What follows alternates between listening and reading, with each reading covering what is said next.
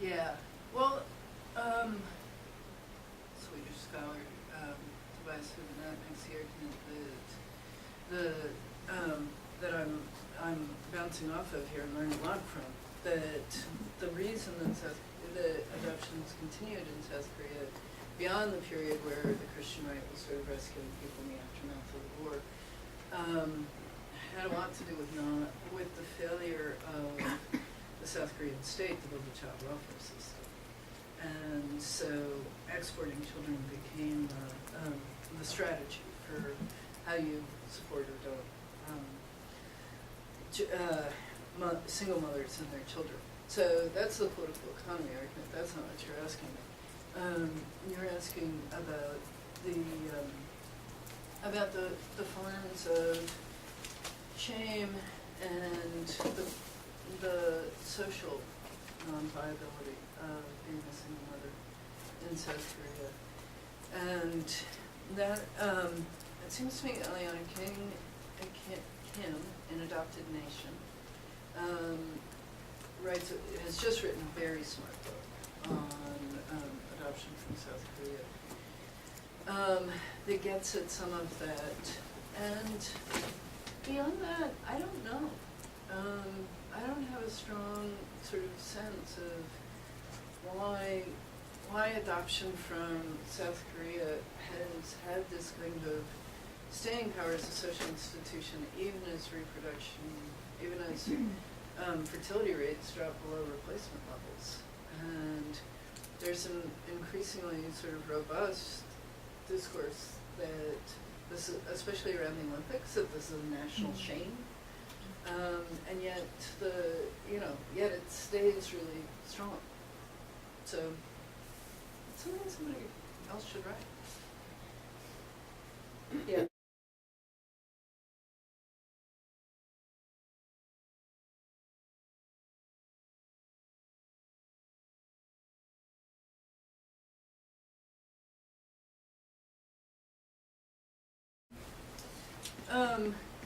There's actually a great book that kind of tells that story in all its ambivalence, and it's called Salvador's Children.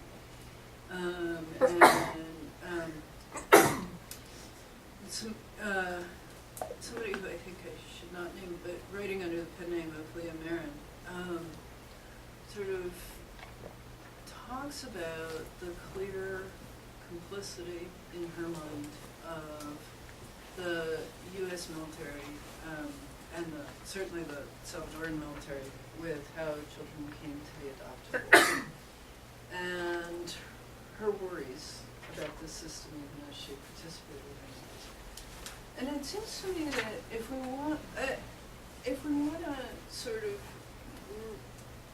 pull out of that a left account of what she does, of solidarity with children and people who are being targeted by right-wing politics, that we need to understand that people are participating in a system that they don't control the terms of. And the best we do with adoption is recognize that it's the end point of trauma and tragedy. And the thing I object to the most is the celebratory narrative in which this is just a great solution for everybody involved. It's not adoption itself. Because, some of the children, and now I'm thinking about Salvador because I'm thinking about Leah Marin, some of those children that got bumped into orphanages in the cities and hence available for transnational adoption, especially now to go back to Guatemala, in the Guatemalan context, very few of those children ever made it back to their families. So it's not like the folks on the left who were bringing kids from Latin America were necessarily engaged in a process that disrupted the reunification of families. But yeah, I mean, it makes me uncomfortable, and here's the other one the other discourse that seems even less critical and concerned is a lot of the gay, transnational, and transracial adoption. I think in the 70s and 80s you found a gay and lesbian community that was engaged in a critical discourse about adoption and what happened to these kids' mothers and how did they become available. And now it's about, Lynn left, now it's about reproductive rights, right, for gay and lesbian people to have these children, not about the reproductive rights of their impoverished families. But I also just think it's been really hard to sort of pull birth mothers into the conversation, whether you were on the left in the 80s trying to figure out why these kids are available for adoption from Guatemala and El Salvador, or now.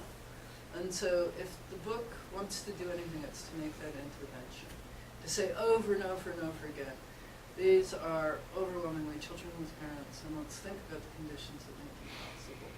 And I think in that I'm just following many of the same people you're talking about who tried to figure that out.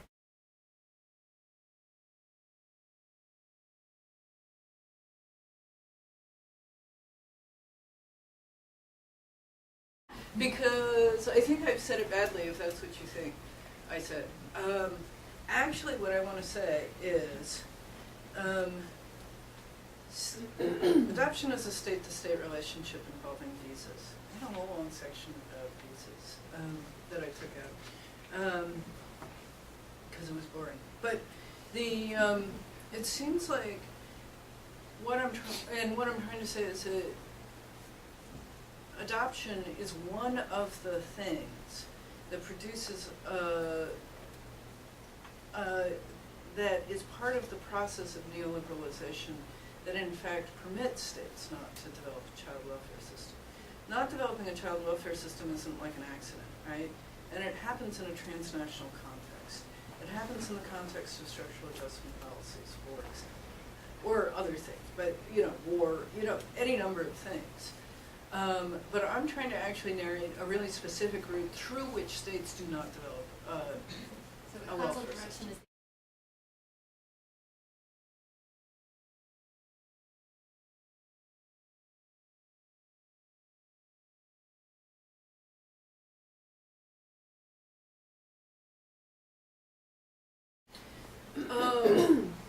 Well, one answer used to be war.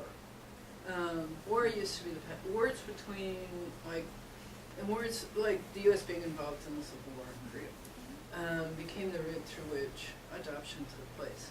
Now it's not that. Now it's certain forms of, what I'm trying to suggest here, certain kinds of economic or social disintegration. And it's agreement, there are two pathways. One is agreements, state-to-state agreements, and the other is the incredible entrepreneurial efforts of transnational adoption organizations, which go and open up Kazakhstan. And the state, so sometimes the State Department leads and sometimes the State Department follows. It used to be, before there was private adoption, that it was much more explicitly state-to-state agreements and state-to-state relations. But now, not so much.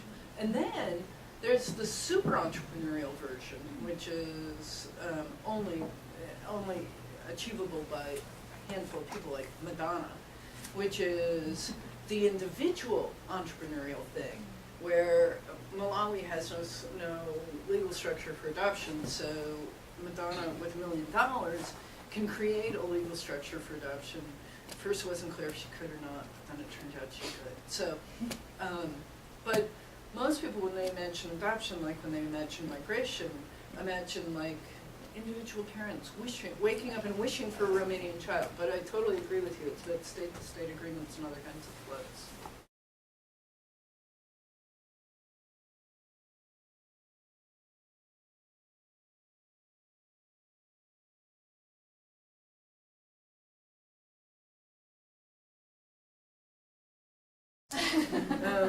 Yes, it seems to me that the evangelical Christian right is deeply invested in saving children. I'm making reference here because it's less obvious that they're saving children from single mothers. But they're also, there's also sort of earnest, good, bad, I don't know, for concern. And I mean, truly, when you look at who adopts children from foster care, this is when it gets really sharp. Earnest, liberal gay people and the Christian right. Two groups of mostly, but not exclusively, white folks, like trying to help. And the symmetry, I always like to make the symmetry sort of disturbing, because I think it should be.